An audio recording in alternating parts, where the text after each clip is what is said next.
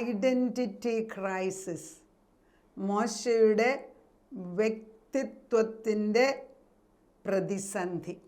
Identity crisis അല്ലെങ്കിൽ മോശയുടെ വ്യക്തിത്വത്തിൻ്റെ പ്രതിസന്ധി.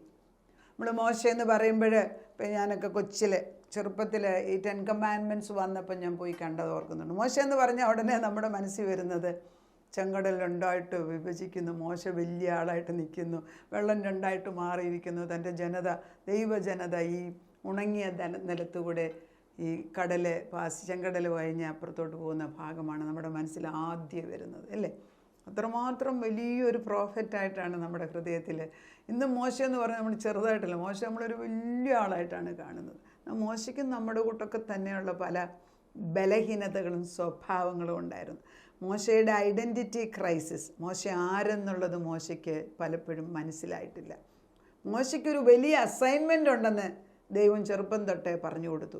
അതുകൊണ്ടാണല്ലോ ഫറവോൻ്റെ കൊട്ടാരത്തിൽ രാജാവിൻ്റെ അവകാശിയായിട്ട് വരേണ്ടിയ മോസസ് തൻ്റെ ഉന്നത പദവിയാകുന്ന രാജ്യഭരണം ഏറ്റെടുക്കുന്നതിന് പകരം ഇസ്രായേൽ ജനതയോട് കനിവ് തോന്നിയിട്ട് അവരുടെ പക്ഷം നീക്കാൻ വേണ്ടി ഇറങ്ങിത്തിരിക്കുകയാണ്. മോശയുടെ ജീവിതത്തിൽ പല പ്രതിസന്ധികൾ ഉണ്ടായിട്ടുണ്ട്. മോശ ജനിച്ചപ്പോൾ തന്നെ മോശയുടെ പ്രായത്തിൽ 2 വയസ്സിന് താഴെയുള്ള എല്ലാ ആൺമക്കളെയും കൊന്നു കഴിഞ്ഞു. ഇപ്പോൾ മോശയുടെ പ്രായക്കാർ കൂട്ടുകാരില്ല അവിടെ. മോശയുടെ ജീവിതം ഒരടിമ സ്ഥലത്താണ് ഉണ്ടായത് തുടക്കം. പക്ഷെ ദൈവത്തിൻ്റെ കൃപയാൽ മോശയെ ഫറവോൻ്റെ സഹോദരി നൈൽ റിവറിൽ നിന്ന് പൊക്കിയെടുക്കുകയാണ്. കാരണം മോശയുടെ അമ്മ 3 മാസമായ ഈ മകനെ വെള്ളത്തിനകത്ത് ഒരു ബാസ്ക്കറ്റിനകത്ത് കീലിട്ട് പൊതിഞ്ഞ് അവിടെ കൊണ്ടുവച്ചിരിക്കുകയാണ്. ദൈവം നിയോഗിച്ചനുസരിച്ച് മോശ അവിടുന്ന് പൊക്കിയെടുക്കുന്നു. മോശയെ പിന്നെ ഫറവോൻ്റെ കൊട്ടാരത്തിലാണ് വളർത്തുന്നത്. എന്നാൽ ഈ സമയങ്ങളിൽ അമ്മ തന്നെയാണ് തിരിച്ചു വന്നിട്ട് ഈ മകനെ പാലൂട്ടി വളർത്തുന്നത്.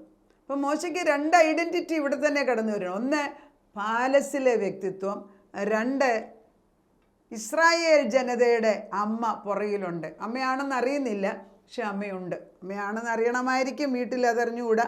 നമ്മൾക്ക് അതിനെക്കുറിച്ചൊന്നും വേദപുസ്തകത്തിൽ എഴുതിയിട്ടില്ല. അപ്പോൾ ദി അഫിനിറ്റി, അതായത് എപ്പോഴും ഒരു അഫിനിറ്റി. അത് ഞാൻ രാജാവിൻ്റെ കൊട്ടാരത്തിലാണ് എങ്കിലും എനിക്ക് ഈ ഇസ്രായേൽ ജനതയോട് ഒരു വലിയൊരു സ്നേഹം, ഒരു സഹോദരൻ്റെ ഒരു പ്രത്യേക സ്നേഹം ഇദ്ദേഹത്തിൻ്റെ ഉള്ളിലുണ്ട്.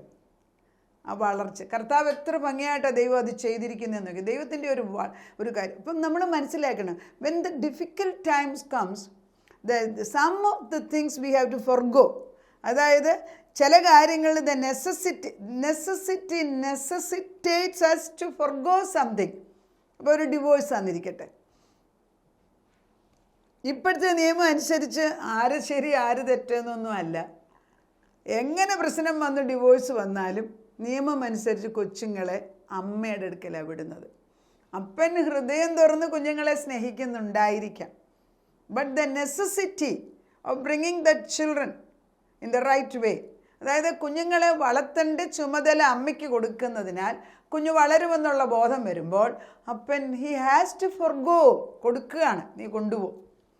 വളരെ കോമൺ അല്ലേ ഇപ്പം നടക്കുന്നത്? വളരെ കോമൺ ആണത്. ഇവിടെയൊക്കെ പ്രയർ ഗ്രൂപ്പിലെ one of the main prayer request ഇതാണ്. ഇപ്പം കാലങ്ങളിൽ ഭാര്യ ഭർത്താക്കന്മാർ തമ്മിൽ മാറുന്നു, പിണങ്ങിയിരിക്കുന്നു. ചിലപ്പോൾ ഞാൻ വിചാരിക്കും അതിന് തന്നെ ഒരു സെഷൻ എടുത്താൽ എന്താണ്. അത്രമാത്രം ഒരു എപ്പിഡമിക് പോലെ, ക്യാൻസർ പോലെ ഇത് വളർന്നുകൊണ്ടിരിക്കുകയാണ്. മക്കൾ കിടന്ന് കഷ്ടപ്പെടുന്നവർക്ക് മനസ്സിലാകുന്നില്ല. ഈ അടുത്ത തലമുറയ്ക്ക് വേണ്ടി ഇവരൊന്നിച്ച് നിൽക്കണം എന്നുള്ള ചിന്ത പോലും ഇല്ലാതെ ദൈവത്തിൽ നിന്ന് മാറി നിൽക്കുന്ന കുടുംബങ്ങളായി മാറുകയാണ്. ദൈവത്തിൻ്റെ പരിശുദ്ധാത്മാ പറയുന്നത് പ്രയാസ സന്ദർഭങ്ങളിൽ വരുമ്പം it is really difficult to go through. നമുക്ക് പ്രയാസം മുൻപോട്ട് പോകാൻ പാടാണ്. എന്നാൽ മോശയ്ക്കിപ്പം ഐഡൻറ്റിറ്റി ക്രൈസിസും ഉണ്ട്. if it is more hard for Moses when he has to go through the past things in life, കഴിഞ്ഞ കാലങ്ങളിൽ വന്നിട്ടുള്ള കാര്യങ്ങളുടെ മണ്ടത്തരങ്ങളോ അല്ലെ ആ ജീവിത ശൈലിയോ എന്നെ ഇപ്പോഴും ഹോണ്ട് ചെയ്യുകയാണ്. അങ്ങനെ പലരും ഇല്ലേ?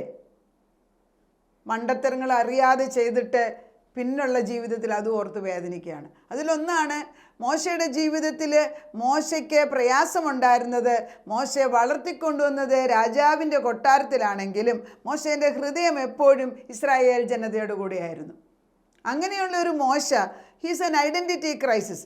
ഈ മോശ ഈ രാജകീയ പദവി മാറ്റിവെച്ച് തൻ്റെ ജനതയ്ക്ക് വേണ്ടി ഇറങ്ങി തിരിച്ചിട്ട് അവരുടെ കൂടെ നടന്ന് ഇപ്പം വന്നിട്ട് ഇപ്പം മോശയോട് ഇവർ പറയുകയാണ്, ആര് പറഞ്ഞിട്ടാണ് ഞങ്ങളെ ഇവിടെ കൊണ്ടുവന്നത്? ഞങ്ങൾ ആ മിസ്രൈമിൽ കിടന്നേനായിരുന്നല്ലോ, അവിടെ നല്ല പോമിഗ്രാനൈറ്റും മുന്തിരിയും അവിടെ നല്ല ഇറച്ചി കറിയൊക്കെ കഴിച്ചു കഴിഞ്ഞാൽ ഞങ്ങൾ അവിടെ എങ്ങാനും ജീവിക്കത്തില്ലായിരുന്നു, അവിടെ വെച്ച് അങ്ങ് മരിച്ചാൽ മതിയെന്ന്. വളരെ ദുഃഖമല്ലേ? ഇവർക്ക് ദാഹമാണ്. They are thirsty inside and outside. നമ്മൾ വിചാരിക്കും ഈ ദാഹം അവർക്ക് മാത്രമേ ഉള്ളൂ. മോശയ്ക്കും ദാഹമില്ലേ? മോശ മരുഭൂമി കൂടെ യാത്ര ചെയ്യുമ്പോൾ മോശയ്ക്ക് ദാഹമില്ലേ? മോശയുടെ വായിലും മണ്ണ് വീഴുന്നില്ലേ?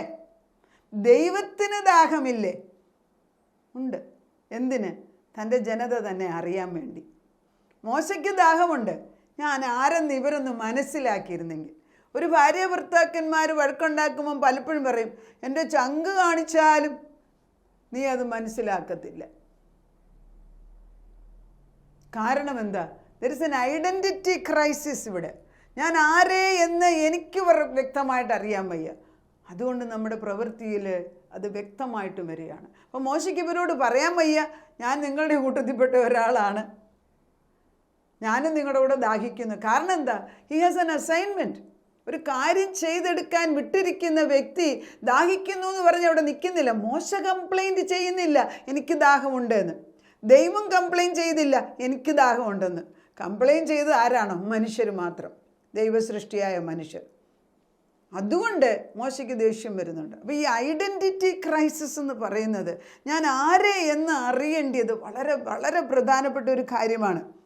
നമ്മൾ we make people to be hero so that we can kill them when they become one like us.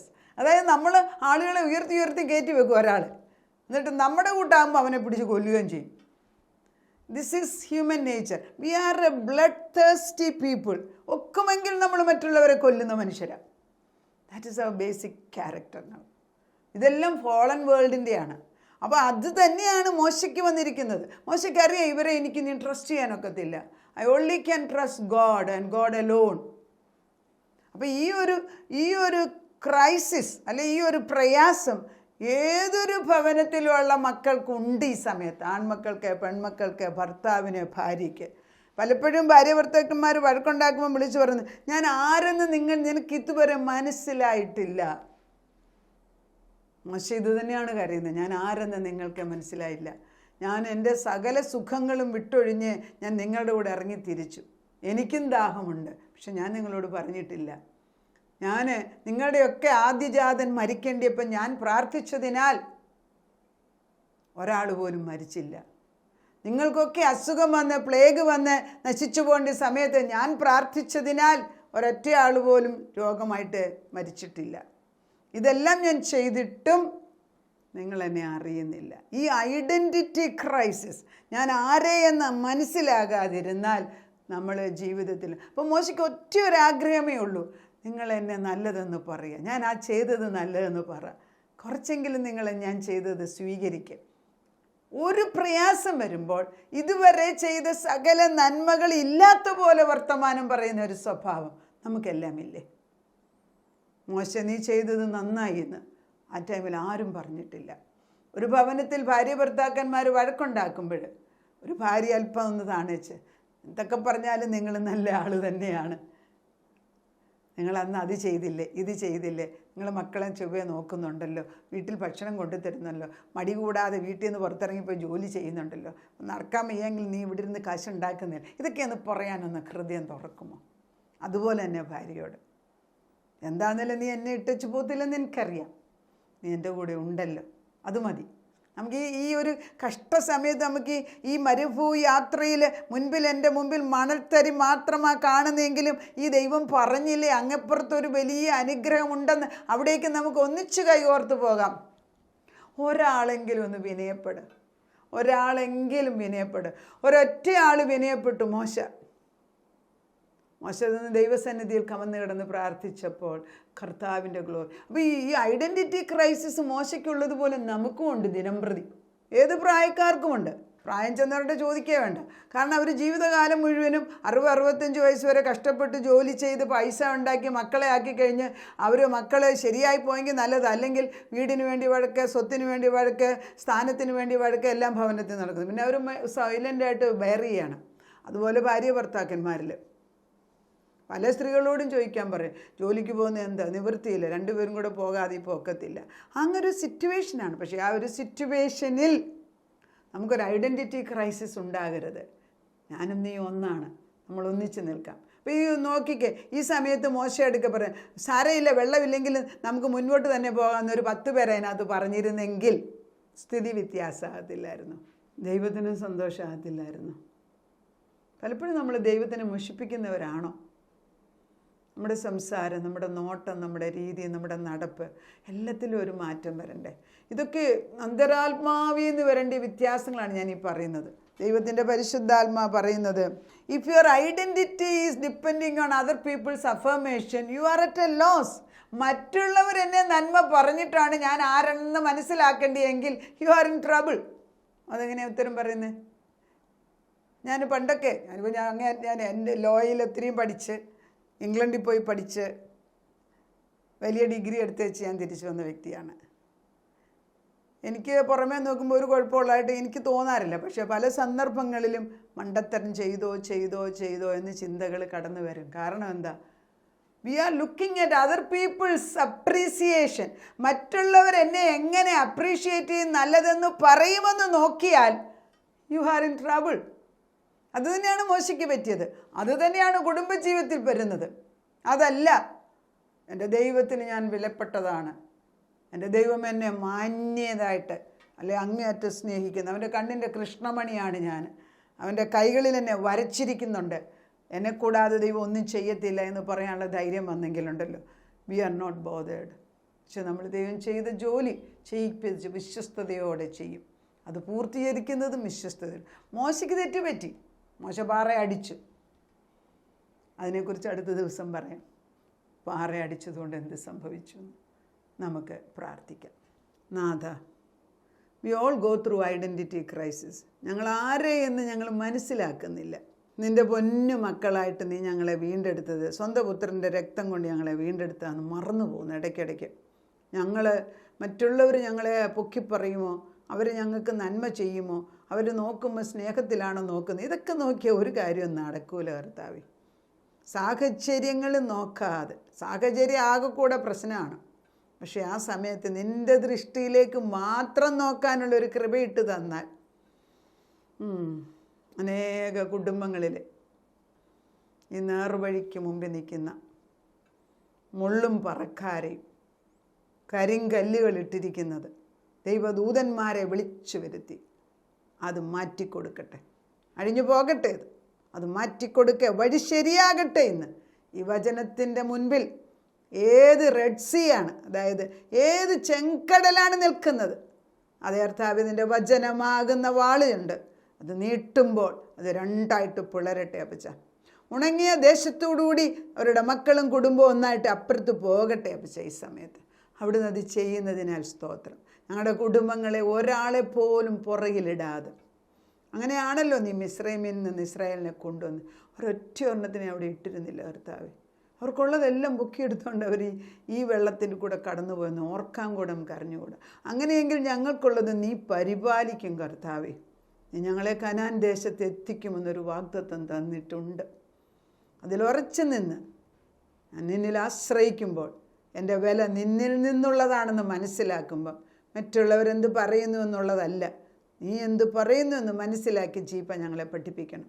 നീയും ഞാനുമായിട്ടുള്ള ബന്ധം, അല്ലെ അവിടുന്ന് ഞങ്ങളുമായിട്ടുള്ള ബന്ധം ഉറപ്പിച്ച് ഈ വഴി നല്ല ഭംഗിയായിട്ട് വെട്ടിത്തുറന്നു തരുന്നതിന് നന്ദിയോടെ സ്തോത്രം ചെയ്യുന്നു. ഞങ്ങൾ വഴി മുള്ളും പറക്കാരെടുത്ത് കളയുമ്പം ഞങ്ങളുടെ അടുത്ത തലമുറകൾക്ക്, അല്ലെങ്കിൽ ഞങ്ങൾ പറയുന്ന വിശ്വസിക്കുന്നവർക്ക് ആ വഴി ഇച്ചിരും കൂടെ എളുപ്പമാകുമല്ലോ കർത്താവേ. അതേ കല്ല് പിറക്കി കളയുന്നു, അവിശ്വാസം മാറിപ്പോകുന്നു, ദൃഷ്ടികൾ യേശുവിലേക്ക് മാത്രം തിരിച്ചു കൊണ്ടുവന്നിരിക്കുന്നു. അതിന് ഈ വചനത്തിൽ സന്തോഷിക്കുന്നതിനാൽ നന്ദിയോടെ സ്തോത്രം. നമ്മുടെ തലമുറയോട് അപ്പച്ചൻ കരുണ കാണിക്കുന്നതിനാൽ ഞങ്ങൾ നിന്നെ സ്തുതിക്കുന്നു. പ്രാർത്ഥന കേട്ട് ഞങ്ങളെ അനുഗ്രഹിക്കാൻ ഓടി വന്നതിന് നന്ദി പറയുന്നു. യേശു ക്രിസ്തുവിൻ്റെ പുണ്യനാമത്തിൽ തന്നെ ആമേൻ.